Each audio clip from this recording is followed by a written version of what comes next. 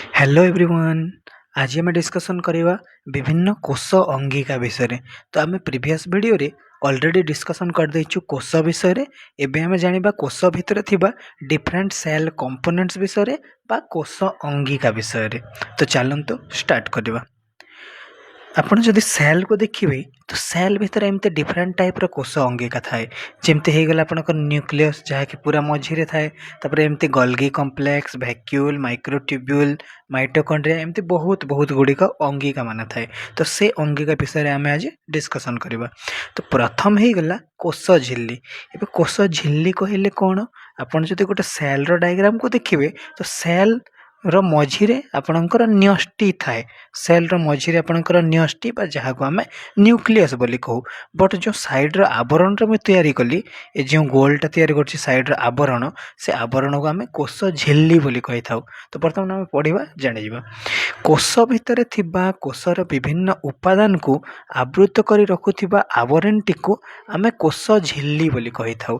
एबे जदि कोषर डायग्राम जदि एटा हे गला तो कोषर डायग्राम भितर एमती बहुत गुड़ा छोट छोट उपादान गुड़िक थाए। जमती एटा कोष हे गला, कोष भितर तुमर विभिन्न उपादान गुड़िक अच्छी। से विभिन्न उपादान गुड़िक गोटे साइड आवरण गोटे तुम आवृत करके रहिला, एमती आवृत करके रहिला। आ से आवृत करबा जो अंगिका अच्छी से अंगिका को आम कोष झिल्ली बा प्लाज्मा मेम्ब्रेन बोली कहू। आ जदि से प्लाज्मा मेम्ब्रेन रो जदि आपण गुण को देखिए ताहले सेटा छिद्र युक्त, माने प्लाज्मा मेम्ब्रेन रे छोट छोट छोट छोट एमती छिद्र थाए। छिद्र कहीं थाए ए साइड ए डायग्राम टा देखंतु एमती बहुत गुड़ा एमती छिद्र थाए। एटा हला गोटे जूम इमेज ऑफ तुमरो प्लाज्मा मेम्ब्रेन बा कोष झिल्ली। तो ये झिल्ली रे आपणकर बहुत गुड़ा छोट छोट छिद्र थाए। तो यह छिद्र युक्त। देन जदि देखिबा कोष सह जड़ित विभिन्न पदार्थर आदान प्रदान पाई कोष झिल्ली एक माध्यम भाव में कार्य करे। माने यह तुम छिद्र कहीं होता है, यह भितर कहीं छिद्र होता है ना, कहीं ए भितर जदि छिद्र थिले भितर जहाँ आसीबो ताहा बाहर को आसी परिबो, आ बाहर रो जहाँ जाउची सेटा भीतर को जाई परिबो। माने गोटे टाइप रे जदि आपण देखिबे यह तमर विभिन्न पदार्थर आदान प्रदान हिसाब रे कार्य करे। विभिन्न पदार्थ को से नियाणा बा आदान प्रदान पाई बेस काम करे थाए, माध्यम हिसाब रे काम करे थाए किए कोष झिल्ली। तेणु आम कोष झिल्ली दे कोष भीतर को और बाहर को समस्त पदार्थ यातायात कर पारे। जदि ये जगह देखिए एक्सेप्शनल माने छिद्र तो अच्छी, बट छिद्र रे तुम जहाँ जीवा कथा सेटा भीतर को जाए, आ भीतर जहाँ आसवा कथा बाहर को आसे। बट ये जगह सबू भीतर को बाहर को आसी पारे नहीं, सबू पदार्थ यातायात करि पारे नहीं। केवल निर्दिष्ट पदार्थ कोष भीतर को जीवा और बाहर को आसीबा संभव होता है। माने से कोष झिल्ली भितर केवल निर्दिष्ट बा किछि सिलेक्टेड जिनिस भीतर को जाए। जेमती तुम ऑक्सीजन बा अम्लजान भीतर को गला, भीतर तुम अंगारकाम्ल बाहर को आसिला, खाद्य भीतर को गला, आउ किछि किछि भीतर बाहर को आसिला। एमती जहाँ ता पाई दरकार सेटा तुम भीतर को जाए, आ भीतर बाहर को आसे। किंतु अदरकारी जिनिस भीतर को बा बाहर को आसी पारे नहीं। तो से केवल किछि सिलेक्टेड जिनिस को भीतर को छाड़े, आ भीतर बाहर को छाड़े। सेतिपय आमे तुम कोष झिल्ली को कहू एक अर्ध पारगम्य झिल्ली बा सेमी परमिएबल बा सिलेक्टिवली परमिएबल मेम्ब्रेन बोली कह जाए। कहीं से सिलेक्ट जिनिस को भीतर को बाहर को छाड़े। तो से आमे ताको कहू सिलेक्टिवली परमिएबल मेम्ब्रेन, ओडिया रे सेटा अर्ध पारगम्य झिल्ली। आई थिंक आप बुझी पार्थिबे कहीं या अर्ध पारगम्य झिल्ली कह जाए। नेक्स्ट आमे जदि देखिबा कोष झिल्ली माध्यम रे विभिन्न पदार्थर यातायात साधारणतः विसरण, परासरण एवं सक्रिय परिवहन द्वारा होता है। माने जहाँ आपणकर भीतर को जाए आ भीतर रु जहाँ बाहर को आसे सेटा को माध्यम रे जाए। तीनटा टाइप रे हे पारे, गोटे आपणकर विसरण, गोटे परासरण एवं गोटे सक्रिय परिवहन। तीनटा टाइप रे सेटा भीतर को जाई पारे। सेगुड़ी कौन मुझे बुझेबी। एवं उदाहरण हिसाब रे आमे जदि देखिए तो कोषीय विपाक प्रक्रिया द्वारा निर्गत अंगारकाम्ल गैस रो सांद्रता कोष भितर अधिक थाए। देखंतु एटा जदि आमे देखिबा गोटे एग्जांपल, तो गोटे आपणकर हे गला डिफ्यूजन बा जहाँ को आमे ओडिया रे कहू विसरण। तार परे परासरण माने आपणकर ओस्मोसिस आउ देन आउ गोटे हेगला एक्टिव ट्रांसपोर्ट। जदि आपण देखिए कोशीय विपाक प्रक्रिया द्वारा निर्गत अंगारक आम्ल, जदि एटा गोटे आम कोषर एग्जांपल नहीं गलु, एबे से कोष भितर जदि अंगारक आम्ल बा CO2 रो मात्रा जदि से भितर अधिक हे गला, CO2 बा अंगारक आम्लर मात्रा अधिक हे गला, किंतु कोष बाहर तार सांद्रता कम, माने या भितरे CO2 रो मात्रा बहुत अधिक थाए और बाहर सेटा कम थाए, भितरे अधिक थाए और बाहर कम थाए। तो ये जगह कौन कहला कोष बाहर और कोष भितर थिबा गैस सांद्रतार पार्थक्य हेतु विसरण प्रक्रिया द्वारा कोषरु अंगारकाम्ल गैस निर्गत हुई कोष बाहर को चली आसी थाए। माने जो जगह अधिक थाए से अधिक जगार कम जगह को आसे। माने आम एमती टाइप रे नहीं पारिबा, जदि एटा गोटे ग्लास हो गला, एटा जदि गोटे ग्लास हो गला, से ग्लास रे अधिक पानी अच्छी, आउ गोटे आम ग्लास नेबा आ से ग्लास रे टिके कम पानी अच्छी। जदि आपण ए जगह गोटे पाइप को कनेक्ट करेंगे तो से अधिक जगार कम जगह को निहाती पानी आसीबो, अधिक जगार कम को निहाती पानी आसीबो ना कि कम रो अधिक को जीवो, अधिक रो निहाती कम को आसीबो। तो से भलिया जो जगह अधिक गैस थाए से अधिक रु कम जगह को जीवाटा को कहा जाए आपणकर विसरण। ए जगह कहला ना कोष बाहर आ कोष भितर जो गैस रो सांद्रता भितर पार्थक्य थाए आ से विसरण प्रक्रिया द्वारा कोषर अंगारकाम्ल बाहर को आसे। तमर भितर अधिक थाए आ बाहर कम थाए, तो सेठी पई भितर बाहर को आसे कौन प्रक्रिया द्वारा, विसरण प्रक्रिया द्वारा, जहाँ को आम इंग्राजी रे डिफ्यूजन बोली कहू। सेटा हे गला आपनकर डिफ्यूजन। से परे अम्लजान भी जदि देखिबे, अम्लजान रो गैस रो परिमाण कोष भीतर अपेक्षा बाहर अधिक थाए। तो से भलिया जेमती कार्बन डाइऑक्साइड व अंगारकाम्ल भितर अधिक थिला, एबे बाहर आपणकर ऑक्सीजन अधिक अछि आ भितर ऑक्सीजन कम अछि, ऑक्सीजन कम अच्छे तो ऑक्सीजन बाहर भीतर को जाए, जो पटे अधिक थाए अधिक रु कम जगह को जाए। तो सेटा भी आपणकर हे गला विसरण प्रक्रिया। माने ए जगह आपन क्वेश्चन भी पचारि पारिबो जे तमरा कोष भितर ऑक्सीजन बा अम्लजान और अंगारकाम्ल जो हिसाब रे बा जो प्रक्रिया द्वारा जाए से प्रक्रिया को कौन कहा जाए, से प्रक्रिया को कहा जाए विसरण बा डिफ्यूजन, जोटा कि अधिक रु कम सांद्रता जगह को जीवाटा। देन अतएव कोषर एक गैसीय आदान प्रदान विसरण प्रक्रिया एक प्रमुख भूमिका ग्रहण करता है, कहले विसरण प्रक्रिया द्वारा सेटा जाए।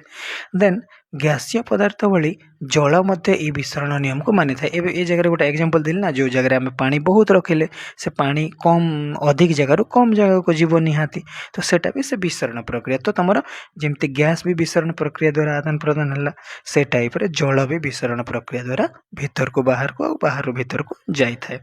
तेबे कोष झिल्ली दे जल अणुर यातायात प्रक्रिया परासरण पद्धति समाहित होता है। देखो सेटा तम विसरण हो गला, एबे परासरण कौन, एटा भी से सेम अधिक रु कम थिबा जगह को, किंतु आमे जल हिसाब रे देखिले से जल जदि अधिक रु कम जगह को जीवो माने सेटा को आमे परासरण कहले, किंतु जदि गैस गला से गैस को आमे कहले विसरण। एथिरे जल अणुर गति अधिक गाढ़ अंचल रु कम गाढ़ थिबा जल दिग को एक अर्धपारगम्य झिल्ली मध्य दे घटी थाए। कहले अर्धपारगम्य झिल्ली तमर कोष झिल्ली कह जाए, कहीं कह जाए कहीं से किसी सिलेक्टेड जिनिस को भीतर बाहर को छाड़े, से आम कोष झिल्ली को अर्धपारगम्य झिल्ली बोली कहले। एबे जल मध्य जो जगह अधिक अच्छी, एबे ए जगह जदि अधिक जल अच्छी तापर ए जगह जदि कम जल अच्छी, अधिक रु कम जगह को जीव निहाती, तो से जदि जल अधिक रु कम गाढ़ जगह को जाउछि ताकू आमे कहिले कौन परासरण, ताकू आमे कहिले परासरण। किंतु से जगह रे जदि गैस अधिक रु कम जगह को गला सेटा को आमे कहिले विसरण। सेम गोटे ही अधिक रु कम जगह को जीवा, बट जल रे परासरण और गैस रे सेटा को विसरण कहा जिवो। तो यही प्रक्रिया द्वारा कोषर आवश्यक धातव लवण और अन्य पदार्थ गुड़िक कोष झिल्ली दे यातायात होता। तो कोष झिल्ली भितर कौन कौन यातायात हेले, कौन कौन सिलेक्टिव जिनिस गले, तमर अंगारकाम्ल गले, अम्लजान गले विसरण प्रक्रिया द्वारा, तापर जल भी गला परासरण प्रक्रिया द्वारा, आउ किछि धातव लवण गला, आउ किछि किछि अन्य पदार्थ तमर सिलेक्टेड जिनिस माने भीतर को जाई थाए कोष झिल्ली द्वारा। ଏଇଟା ହେଇଗଲା ଆପଣଙ୍କର କୋଷ ଝିଲ୍ଲି ଆଉ ଏଗୁଡ଼ାକ ହେଇଗଲା ଗ୍ୟାସ୍ ଅଣୁ। ଏବେ ଆପଣ ଦେଖିପାରୁଥିବେ ଏ ଜାଗାରେ ବହୁତ ଗୁଡ଼ାଏ ଗ୍ୟାସ୍ ଅଣୁ ଗୁଡ଼ିକ ଅଛି ଆଉ ଏ ଜାଗାରେ କମ୍ ଅଛି, ତ ସେ ବହୁତ ଥିବା ଜାଗାରୁ ଏଇଟା କମ୍ ଜାଗାକୁ ଟ୍ରାନ୍ସଫର୍ ହେଲେ ବା କମ୍ ଜାଗାକୁ ଆସିଲେ, ତ ଏଇଟା ହେଇଗଲା ଆପଣଙ୍କର ବିସରଣ ପଦ୍ଧତି। ଦେନ୍ ଆମେ ଯିବା ନେକ୍ସଟ କୋଷ ଅଙ୍ଗିକାକୁ। ତ ନେକ୍ସଟ ହେଇଗଲା ଆପଣଙ୍କର କୋଷ ଭିତ୍ତି। ଆମେ ଯେଉଁଟା ପ୍ରଥମ ପଢ଼ିଲେ ସେଇଟା ହେଲା ତୁମର କୋଷ ଝିଲ୍ଲି, ଯେଉଁଟାକି ତୁମର ସେଲ୍ର ପୁରା ବାହାରେ ବା କୋଷର ବାହାରେ ଥାଏ। ଦେନ୍ ଆମେ ଦେଖିବା କୋଷ ଭିତ୍ତି। ତ ଏଇଟା ଆପଣଙ୍କର ଉଦ୍ଭିଦ କୋଷରେ କୋଷ ଝିଲ୍ଲିର ବାହାର ପଟେ, ତ ଏଇଟା ଆପଣଙ୍କର ଉଦ୍ଭିଦ କୋଷ। ଆଉ ଏଇଟା ଯେଉଁ ଦେଖୁଥିଲେ ଏଇଟା ଆପଣଙ୍କର ଥିଲା ପ୍ରାଣୀ କୋଷ। ତ ଯେଉଁ କୋଷ ଭିତ୍ତିଟା ସେଇଟା କେବଳ ଆଉ କେବଳ ଉଦ୍ଭିଦ କୋଷରେ ଥାଏ। ଉଦ୍ଭିଦ ମାନେ ଗଛମାନଙ୍କର କୋଷରେ। ଗଛମାନଙ୍କର କୋଷରେ ଯଦି ଆପଣ ଦେଖିବେ ତ ସେମାନଙ୍କର ଦେଖନ୍ତୁ ଏଇଟା ହେଇଗଲା କୋଷ ଝିଲ୍ଲି, ଏଇଟା ଆପଣଙ୍କର କୋଷ ଝିଲ୍ଲି ହେଇଗଲା। ଆଉ କୋଷ ଝିଲ୍ଲିର ବାହାର ଆବରଣରେ ଆଉ ଗୋଟେ ଥାଏ, ଆଉ ଗୋଟେ ଲାଇନ୍ ଥାଏ। ସେ କୋଷ ଝିଲ୍ଲିର ବାହାର ପଟେ ଆଉ ଗୋଟେ ଥାଏ ଯାହାକୁ ଆମେ କହୁ କୋଷ ଭିତ୍ତି। ଆଉ ସେ କୋଷ ଭିତ୍ତିଟା କେବଳ ଆଉ କେବଳ ପ୍ଲାଣ୍ଟରେ ଥାଏ, କେବଳ ଆଉ କେବଳ ପ୍ଲାଣ୍ଟରେ ବା ଉଦ୍ଭିଦ ମାନଙ୍କର ଥାଏ। ତ ଏଇ ଜାଗାରେ ଲେଖିଲା ଉଦ୍ଭିଦ କୋଷରେ କୋଷ ଝିଲ୍ଲିର ବାହାର ପଟେ ଆଉ ଗୋଟେ ଆବରଣ ଥାଏ ଯାହାକୁ ଆମେ କୋଷ ଭିତ୍ତି ବୋଲି କହୁ, କେବଳ ଉଦ୍ଭିଦ କୋଷରେ। ଯଦି ଏହାର ଗଠନକୁ ଦେଖିବା ତ ଯେଉଁ କୋଷ ଭିତ୍ତିଟା, ଏ ଯେଉଁ ବାହାରର ଆବରଣଟା କୋଷ ଭିତ୍ତି, ଏଇଟା ଯେଉଁଟାକୁ ଆମେ ସେଲ୍ ୱାଲ୍ ବୋଲି କହୁ। ଦେଖନ୍ତୁ ଏଇଟା ସେଲ୍ ୱାଲ୍, ତା ତଳଟା ଥିଲା ସେଲ୍ ମେମ୍ବ୍ରେନ୍ ବା କୋଷ ଝିଲ୍ଲି। ତ ଏଇଟା ଯଦି ଉଦ୍ଭିଦର ଦେଖିବେ ସେଟା ହେଲା ଆପଣଙ୍କର ସେଲ୍ ୱାଲ୍ ବା କୋଷ ଭିତ୍ତି। ତ ସେଲ୍ ୱାଲ୍ କାହା କାହାକୁ ନେଇ ଗଠିତ ଦେଖନ୍ତୁ, ଏହା ମୁଖ୍ୟତଃ ସେଲ୍ୟୁଲୋଜ୍କୁ ନେଇ ଗଠିତ। ସେଲ୍ୟୁଲୋଜ୍ ଗୋଟେ ଶ୍ଵେତସାର। ଶ୍ଵେତସାର ଆପଣ ପଢ଼ିଥିବେ ଯେଉଁ ମିଠା ଟାଇପ୍ର ଖାଦ୍ୟ। ତ ଏହାର ଗଠନ ସେଲ୍ୟୁଲୋଜ୍କୁ ନେଇକି ତିଆରି ବା ଶ୍ଵେତସାରକୁ ନେଇକି ତିଆରି। ଶ୍ଵେତସାର ଟାଇପ୍ର ଗୋଟେ ସେଲ୍ୟୁଲୋଜ୍କୁ ନେଇ ତିଆରି। ତ ଏହାର କାମ କ'ଣ? ଏବେ ଆମେ ଦେଖିଥିଲେ ଯେଉଁ ଆପଣଙ୍କର କୋଷ ଝିଲ୍ଲି ଥିଲା ସେଇଟା ଅର୍ଦ୍ଧପାରଗମ୍ୟ ଥିଲା ଆଉ ସେଇଟା ସିଲେକ୍ଟେଡ୍ ଜିନିଷକୁ ଭିତରକୁ ଛାଡ଼ୁଥିଲା, ସିଲେକ୍ଟେଡ୍ ସାମଗ୍ରୀ ଗୁଡ଼ିକୁ। ଏହାର କାମ କ'ଣ? ଏହା ତୁମର ଉଦ୍ଭିଦର ବାହାର ପଟେ ଥାଏ ଆମେ ଜାଣିଲୁ। ତ ଏହା ଉଦ୍ଭିଦ କୋଷକୁ ଗୋଟେ ଟାଇପ୍ର ଆକୃତି ମାନେ କ'ଣ? ଗୋଟେ ଟାଇପ୍ର ସେପ୍ ଦେଇଥାଏ। ଦୃଢ଼ତା ମାନେ କ'ଣ? ଦୃଢ଼ତା ମାନେ ଷ୍ଟ୍ରଙ୍ଗ କରିଥାଏ, ଷ୍ଟ୍ରଙ୍ଗ ଏବଂ ସେପ୍ ଦେଇଥାଏ। ଗଛର ଯେଉଁ ସେଲ୍କୁ ବା କୋଷକୁ ଗୋଟେ ଟାଇପ୍ର ଆକୃତି ବା ସେପ୍ ଦେଇଥାଏ ଆଉ ସେ ଦୃଢ଼ତା ବା ଷ୍ଟ୍ରଙ୍ଗନେସ୍ ପ୍ରଦାନ କରିଥାଏ। କିଏ? କୋଷ ଭିତ୍ତି। ଏହାର ଉପସ୍ଥିତି ଯଦି ଦେଖିବେ ଉଦ୍ଭିଦ କୋଷ ବ୍ୟତୀତ, ଦେଖନ୍ତୁ ଏଇଟା ଉଦ୍ଭିଦ କୋଷରେ ନର୍ମାଲି ଦେଖାଯାଏ ଆଉ ଉଦ୍ଭିଦ କୋଷକୁ ଛାଡ଼ିଦେଲେ କିଛି କିଛି ଆପଣଙ୍କର ବ୍ୟାକ୍ଟେରିଆରେ ବି ଦେଖାଯାଇଥାଏ। ଉଦ୍ଭିଦ କୋଷ ବ୍ୟତୀତ ବ୍ୟାକ୍ଟେରିଆ କୋଷରେ ମଧ୍ୟ ଏହା କୋଷ ଭିତ୍ତି ଦେଖାଯାଇଥାଏ, କିନ୍ତୁ ସବୁ ପ୍ରାଣୀରେ ଦେଖାଯାଏ ନାହିଁ, କେବଳ ବ୍ୟାକ୍ଟେରିଆରେ ଦେଖାଯାଏ। ଆଉ କିଛି ସବୁ ଉଦ୍ଭିଦରେ ଦେଖାଯାଏ ଆଉ କିଛି ବ୍ୟାକ୍ଟେରିଆରେ ଦେଖାଯାଏ। ଦେନ୍ ଆମେ ପଳେଇ ଆସିବା ନେକ୍ସଟ ଏକ କୋଷ ଅଙ୍ଗିକାକୁ, ଯାହାର ନାଁ ହେଲା କୋଷ ଜୀବକ ବା ସାଇଟୋପ୍ଲାଜମ। କୋଷ ଜୀବକ ବା ସାଇଟୋପ୍ଲାଜମ। କୋଷ ଜୀବକ କହିଲେ କ'ଣ?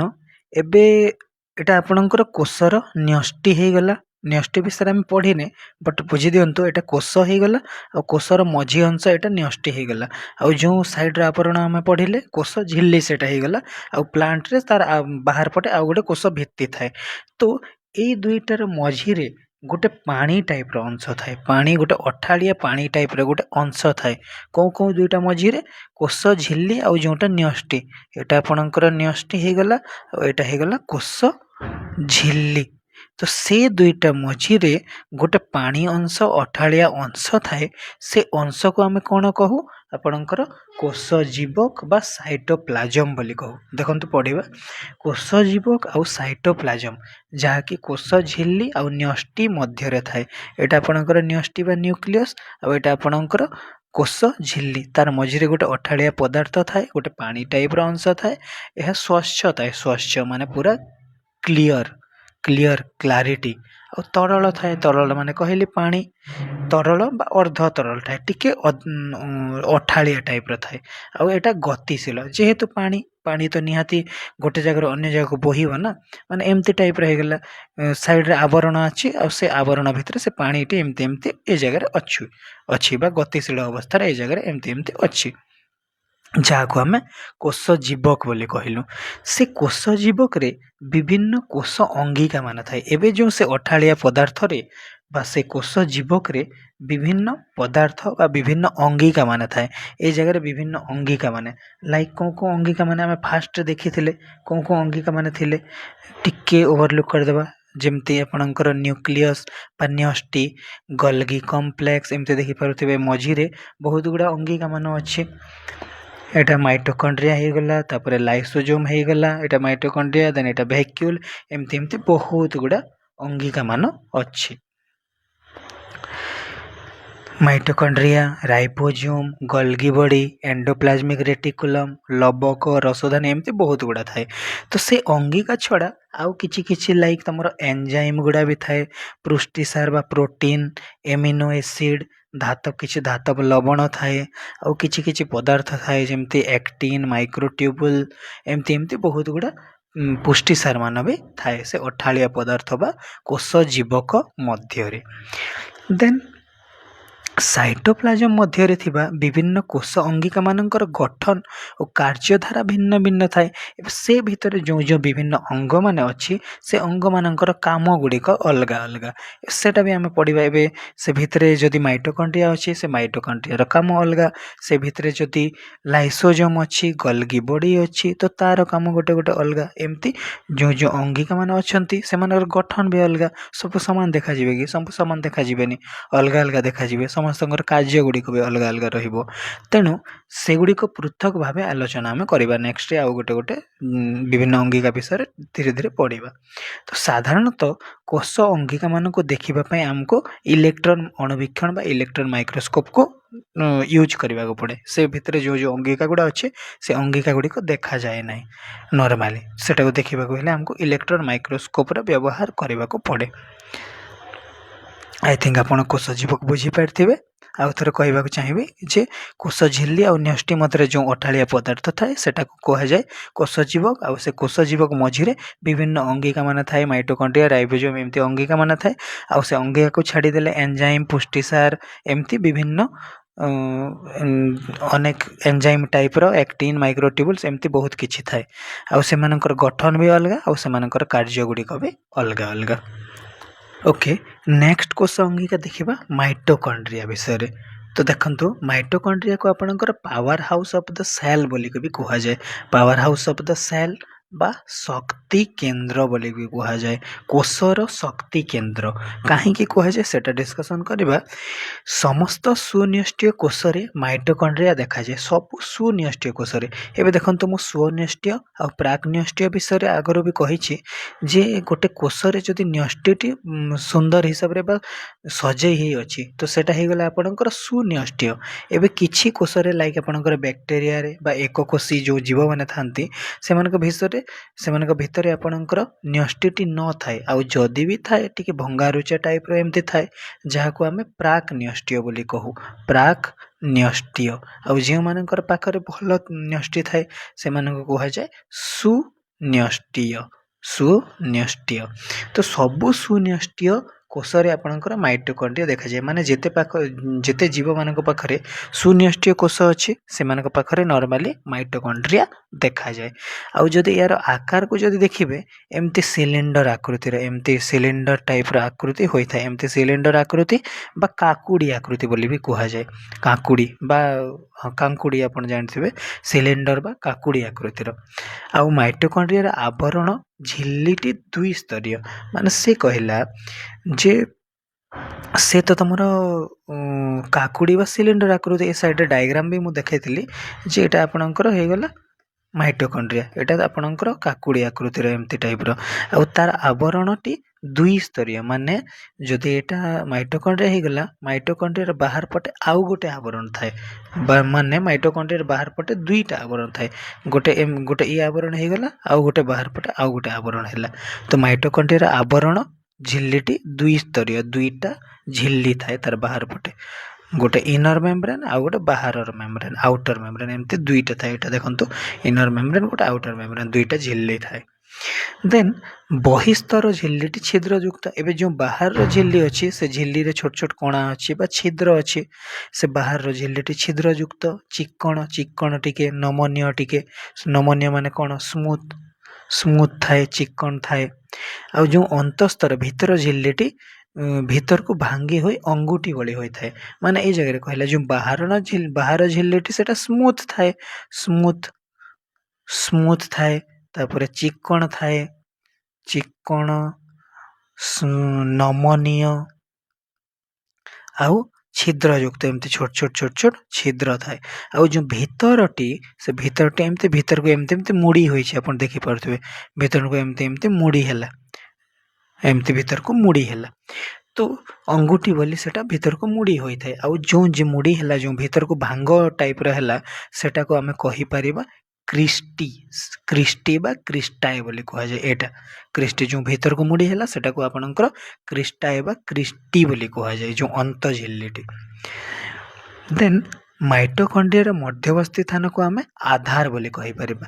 ଏବେ ବାହାର ଆବରଣ ତ ହେଇଗଲା ଚିକ୍କଣ, ସ୍ମୁଥ୍, ନମନୀୟ। ଆଉ ଭିତରଟି ହେଇଗଲା ତମର ଭିତରକୁ ଭାଙ୍ଗି ହେଇଗଲା, ଯାହାକୁ ଆମେ କ୍ରିଷ୍ଟି କହିଲେ। ଆଉ ତା ଭିତରେ ଯେଉଁ ସ୍ଥାନଟି ଅଛି, ସେ ସ୍ଥାନକୁ ଆମେ କହୁଛେ ମ୍ୟାଟ୍ରିକ୍ସ ବୋଲି। କ'ଣ କହୁଛେ? ମ୍ୟାଟ୍ରିକ୍ସ। ଯେଉଁ ଭିତରେ ଅଛି ସେଟାକୁ ଆମେ କହୁଛେ ମ୍ୟାଟ୍ରିକ୍ସ ବା ଆଧାର ଓଡ଼ିଆରେ। ରାସାୟନିକ ପ୍ରକ୍ରିୟା ଦ୍ୱାରା ଏହି କ୍ରିଷ୍ଟିଠାରେ ଶକ୍ତି ଉତ୍ପନ୍ନ ହୋଇଥାଏ। ଏବେ ଯେଉଁ ମାଇଟୋକଣ୍ଡ୍ରିଆରେ କେଉଁ ଜାଗାରେ ଶକ୍ତି ବା ଏନର୍ଜି କ୍ରିଏଟ୍ ହୋଇଥାଏ କହନ୍ତୁ?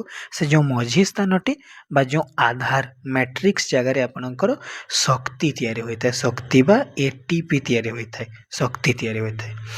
ମାଇଟୋକଣ୍ଡ୍ରିଆରେ ଅମ୍ଳଜାନ ଦ୍ୱାରା ଖାଦ୍ୟ ପଦାର୍ଥ ଗୁଡ଼ିକର ଝାରଣ ଘଟି ସେଥିରୁ ଏଟିପି ବା ଜୈବିକ ଶକ୍ତି ଉତ୍ପନ୍ନ ହୋଇଥାଏ। ମାନେ ମାଇଟୋକଣ୍ଡ୍ରିଆରେ ଅମ୍ଳଜାନ ଦ୍ୱାରା, ମାନେ ମାଇଟୋକଣ୍ଡ୍ରିଆ ଭିତରେ ଯେଉଁ ଅମ୍ଳଜାନ ଗଲା, ଅମ୍ଳଜାନ ବା ଅକ୍ସିଜେନ୍ ଯେଉଁ ଭିତରକୁ ଗଲା, ସେ ଅମ୍ଳଜାନ ଭିତରେ ଜାରଣ ଘଟିଲା। ଜାରଣ ମାନେ କ'ଣ? ଜାରଣ ମାନେ ହେଲା ଆପଣଙ୍କର ଜଳିବା। ଜାରଣ ମାନେ ଜଳିବା। ତ ସେ ଅକ୍ସିଜେନ୍ ଭିତରକୁ ଗଲା, ଜଳିଲା, ଆଉ ସେ ଭିତରେ ଏଟିପି ବା ଶକ୍ତି ତିଆରି ହେଲା, ଯାହାକୁ ଆମେ ଜୈବିକ ଶକ୍ତି ବୋଲି ବି କହିଥାଉ।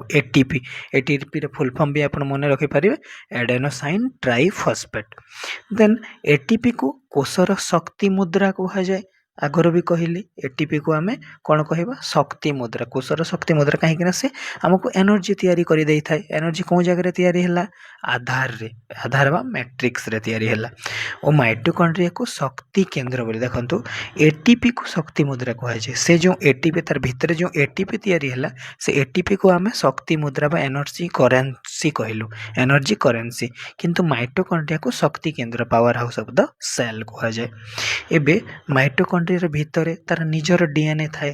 ଏବେ ଆପଣ ଦେଖିପାରୁଥିବେ, ସେ ମାଇଟୋକଣ୍ଡ୍ରିଆ ଭିତରେ ଏମିତି ହ୍ୱାଇଟ୍ ଟାଇପ୍ର ଗୋଟେ ଅଛି, ଦେଖନ୍ତୁ ଏଇଟା ହେଲା, ଏଇଟା ତ ଏଇଟା ହେଲା ତାର ନିଜର ଗୋଟେ ଡିଏନ୍ଏ ଥାଏ। ଡିଏନ୍ଏ ଏମିତି ଟାଇପ୍ର ଡିଏନ୍ଏ ଥାଏ, ତାର ନିଜର ଏକ୍ସଟ୍ରା ଡିଏନ୍ଏ ସେଟା। ତ ତାର ନିଜର ଡିଏନ୍ଏ ଅଣୁ ଆଉ ରାଇବୋଜୋମ୍ ବି ରହିଥାଏ ତାର ଭିତରେ। ଯେମିତି ଛୋଟ ଡଟ୍ ଦେଖିପାରୁଥିବେ, ସେଟା ହେଲା ଆପଣଙ୍କର ରାଇବୋଜୋମ୍। ତ ମାଇଟୋକଣ୍ଡ୍ରିଆ ଭିତରେ ତାର ନିଜର ଗୋଟେ ଡିଏନ୍ଏ ଥାଏ ଆଉ ନିଜର ରାଇବୋଜୋମ୍ ରହିଥାଏ। ଏଣୁ ମାଇଟୋକଣ୍ଡ୍ରିଆକୁ ଆମେ ଅର୍ଦ୍ଧ ସ୍ୱୟଂଚାଳିତ ଅଙ୍ଗିକା ବୋଲି କହୁ। ଏବେ ଆମେ ଯେଉଁ ସେଲ୍ ଦେଖିଲେ ନା, ସେ ସେଲ୍ରେ ବା କୋଷରେ ତ ରାଇବୋଜୋମ୍ ଅଲରେଡ଼ି ରହିଥାଏ, କୋଷରେ ଡିଏନ୍ଏ ବି ରହିଥାଏ।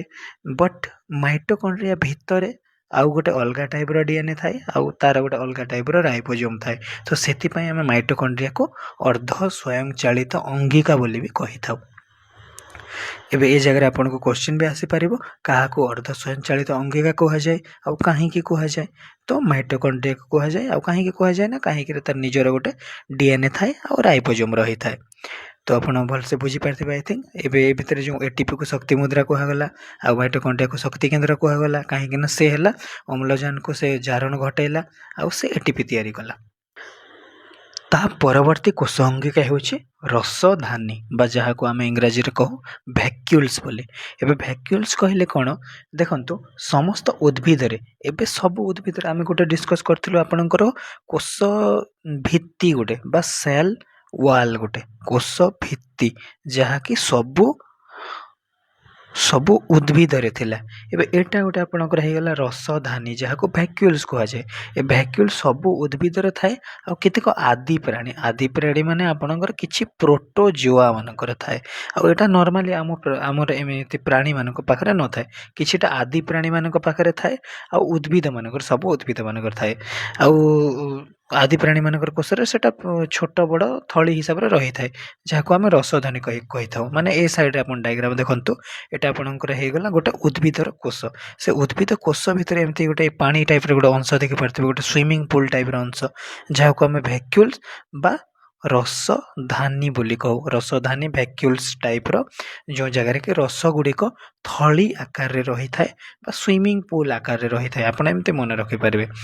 देन रसधानी विभिन्न प्रकार तरल पदार्थ द्रव तरल पदार्थर द्रवण रही है भितर तरल पदार्थ बा अठालिया पानी टाइप रही है प्रत्येक रसधानी गोटे आवरण द्वारा आवृत माने जो जो स्विमिंग पूलटा बा जो रसधानीटा रहा से रसधानी गोटे भी साइड रे गोटे कांथ थाए गोटे साइड रे आवरण थाए।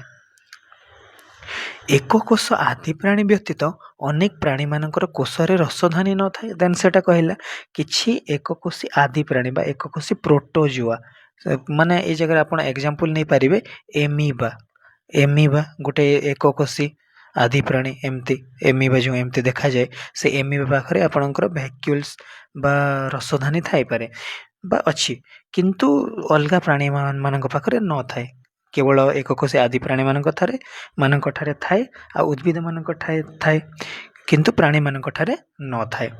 एक कोषी आदि प्राणीर संकोच रसधानी जल नियंत्रण रे और खाद्य रसधानी पाचन क्रियार साहाय्य करुथिबा बेले उद्भिद कोषर रसधानी गुड़िक अपेक्षाकृत बड़ एवं से गुड़िक कोषर स्फीति दृढ़ता नियंत्रण करे माने ए जगह कौन कहले आप बुझंतु जे जो एक कोषी आदि प्राणी माने ए जगह मु एमीबार एग्जांपल नेली ना एटा एमीबा भितरे जदि से रसधानीटी अच्छी से तार मध्य दुईटा टाइप रसधानी थाई पारे ए जगह आ गोटे ड्र करबा एटा जदि एमीबा हो गला तो से एमीबा भितर रसधानी एमती टाइप थाई पारे एटा गोटे रसधानी एटा गोटे रसधानी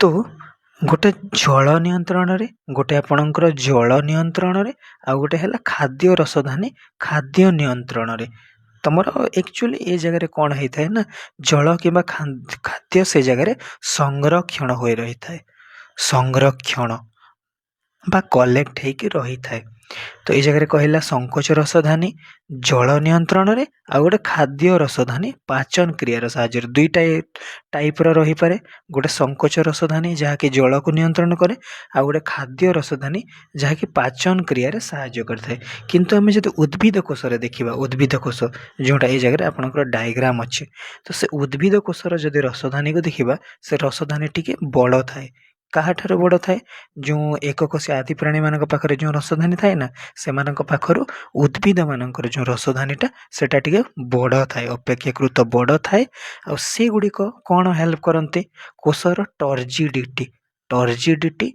बा स्फीति स्फीति माने तुमर से सेप टाइप को बुझेब टर्जिडिटी माने गोटे टाइप प्रेशर टर्जिडिटी बोले प्रेशर को बुझाए आपण जो डैम तैयारी वाला देखी थे ना पानी ए जगह कलेक्ट अच्छी आ से ए जगह गोटे बाड़ कांथ बड़ बड़ वाल देकी तापरे तले ए जगह आपणकर डैम तैयारी करा जाए डैम तो से प्रेशर को ए जगह से हैंडल करें तो जो उद्भिद कोष रे जो भैक्यूल बा रसधानी थाए से कोषर टर्जिडिटी बा प्रेशर को कंट्रोल करे और दृढ़ता रिजिडिटी माने दृढ़ता